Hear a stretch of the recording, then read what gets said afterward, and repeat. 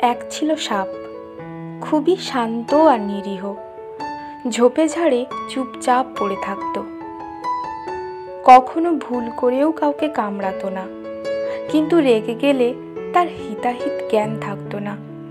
একদিন এক দুষ্টু বোলতা এই সাপের মাথায় অনবরত হুল ফোটাতে লাগলো। যন্ত্রণায় সাপ অস্থির হয়ে উঠল। সে এবার খুব রেগে গেল।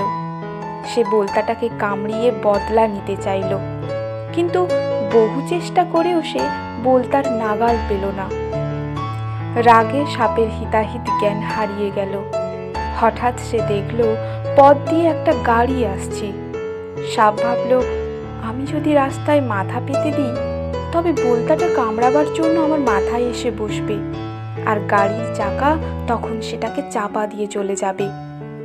যেমন ভাবা তেমন কাজ।